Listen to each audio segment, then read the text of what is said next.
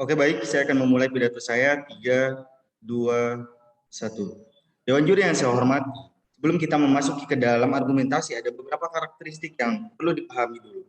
Dalam pidato kali ini, ada 3 layer karakteristik yang perlu kita ketahui. Pertama, apa yang dimaksud dengan karir spesialis? Nah, karir spesialis ini adalah merupakan sebuah karir di mana ada spesifikasi tertentu dari sebuah pekerjaan. Contoh misalkan pada bidang kesehatan, dokter, adanya spesialis penyakit jantung, adanya spesialis penyakit paru dan penyakit yang lainnya. Nah, spesialis di bidang teknologi seperti adanya spesialis sosial media, spesialis marketing maupun di bidang seni seperti adanya spesialis bidang lukisan atau berbagai bentuk spesialisasi di dalam karir yang lainnya. Baik, itu yang pertama. Itu yang sekarang yang kedua, karakterisasi daripada dunia kerja dan etis di mana dunia kerja ini adalah dunia yang tuntutannya sangat berubah-ubah. Kita mengetahui bahwa globalisasi masa maupun teknologi ini telah mendorong manusia dunia masuk ke dalam dunia pekerjaan yang pada akhirnya dunia pekerja itu adalah dunia kerja dinamis atau lebih berubah-ubah. Pada tahun ini mungkin kita lebih membutuhkan seseorang untuk menjaga satu lokar, tapi mungkin di tahun depan kita tidak lagi membutuhkannya seperti itu. Dan yang ketiga, pada saat ini dengan adanya dorongan dunia kerja yang lebih dinamis dan juga berubah-ubah, maka manusia atau kita dipersiapkan untuk lebih belajar ataupun manusia lebih produktif dan juga dewasa. Pada saat ini sudah mulai dipersiapkan untuk open minded dan juga lebih terbuka terhadap banyak hal ini. Bukan hanya didorong oleh naturalnya saja, tapi kita sadar bahwasanya kita melihat bagaimana Bapak Nadiem Makarim ini mendorong semua anaknya, tidak peduli apakah dia berkuliah di ekskavator ataupun di mana maupun sosial ikut di dalam program kampus merdeka, bahkan ada program lintas kampus yang membuat kita memiliki banyak sekali spesifikasi keahlian, bukan hanya itu, tapi kita selalu didorong di dalam narasi memiliki banyak skill atau soft skill dan kita hanya terspesifikasi pada satu spesifikasi tertentu.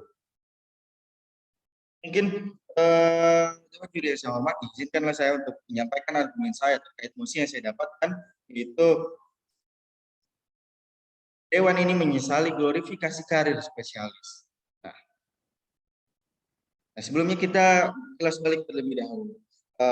Mungkin hanya karena dia dibutuhkan pada saat ini, bukan berarti mereka akan terus relevan. Jika ada orang lain yang misalnya berinovasi untuk mengadakan barang yang lebih baru lagi, misalnya ketika kita menjadi perakit motor atau perakit kendaraan yang lainnya, mungkin Anda akan digantikan dengan misalnya barang yang jauh lebih baru. Misalnya seperti kita mendapatkan barang yang lebih baru lagi. Sifatnya bisa saja menghilangkan kerja kalian. Nah, misalkan kita mempunyai spesifikasi pekerjaan dalam perakitan mobil, tapi ketika ditambah dengan teknologi yang baru, dengan adanya robotik, maka perakitan dengan manusia itu akan dihilangkan seperti itu. Nah, argumen ini atau tipe-tipe karir yang di luar dapat menghilangkan esensi manusia untuk memiliki kebebasan terhadap menentukan jalan. Akan saya jelaskan pada ada beberapa poin yang perlu saya jelaskan. Ada poin pertama. Nah, ekspektasi masyarakat atau pembicaraan pertama saya menjelaskan mengapa masyarakat akan terus diekspektasikan oleh masyarakat lainnya untuk memiliki pilihan hidup, tapi pertanyaannya adalah mengapa sejatinya ekspektasi masyarakat itu adalah ada ekspektasi masyarakat untuk memiliki pekerjaan ideal daripada pilihan karir spesialis.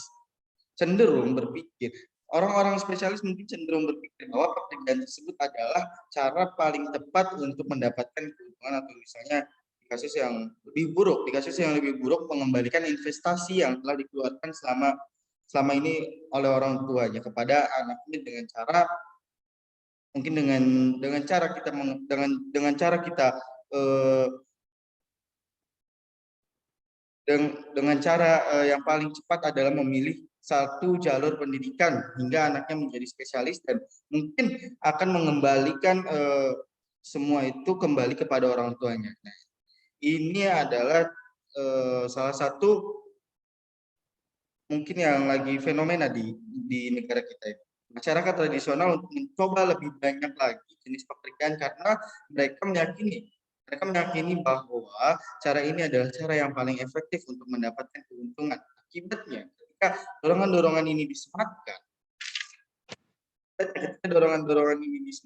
kepada seseorang individu yang misalnya akan memilih pekerjaan mereka, nah maka mereka ini akan kehilangan kebebasan seperti itu atas menentukan cara terbaik yang mereka yakini untuk bertahan hidup.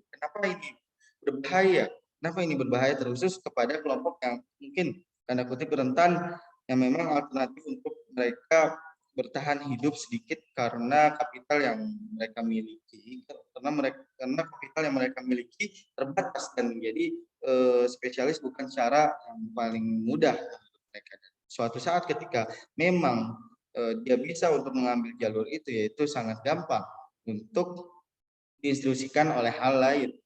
Misalnya langsung secara tiba-tiba mengganti jalur lainnya untuk menjadi generalis, dan mereka sudah terlambat untuk hal itu. Dan sebagaimana ekspektasi selanjutnya, bagaimana ekspektasi untuk bekerja dari sini, dari segi menyediakan kerja, dan dari perusahaan-perusahaan yang memang yang selalu mengekspresikan spesialis untuk masuk ke dalam perusahaan mereka. Mungkin mereka lebih cenderung untuk kita melihat ada talenta di luar sana yang mungkin bisa dengan misalnya sangat baik untuk menyelesaikan masalah-masalah yang ada seperti itu. Ada beberapa contoh, misalnya ada orang yang sangat bertalenta, mungkin memiliki skill set yang cukup untuk masuk ke pekerjaan tersebut, tapi ini ditutup dengan narasi dan klarifikasi terkait orang harus menjadi spesialis terlebih dahulu seperti itu. Orang harus memiliki pengalaman pekerjaan beberapa tahun terlebih dahulu. Orang harus misalnya memiliki pendidikan formal, lalu menyelesaikan pendidikannya sampai dengan kuliah. Nah, hal ini membuat orang-orang yang siap untuk bekerja dan memiliki skill set dengan matang ini, nah hal ini membuat orang-orang yang misalnya siap untuk bekerja dan memiliki skill set tersebut tidak bisa untuk secara mudah masuk, dan akan mempersulit, misalnya memperkecil kelompok orang-orang yang ingin masuk ke dalam pekerjaan tersebut. Contoh, untuk menyelesaikan masalah yang dipunyai dalam perusahaan tersebut untuk bisa terselesaikan karena sedikitnya pilihan yang mereka miliki, apa yang terjadi jika di dunia ini tanpa glorifikasi ini. Dunia ini tanpa glorifikasi ini akan membuat orang memiliki banyak pilihan, menentukan cara terbaik untuk mereka bertahan hidup tanpa harus lagi mendengarkan apa yang dikatakan oleh masyarakat, dan bisa untuk selamat dari krisis finansial mereka. Ketika mereka sudah berada dalam kesejahteraan yang baik, maka itulah yang diharapkan oleh masyarakat kita. Saya bangga menjadi pembicara satu terkait dengan mosi Dewan ini menyesali glorifikasi karir spesialis. Sekian, terima kasih.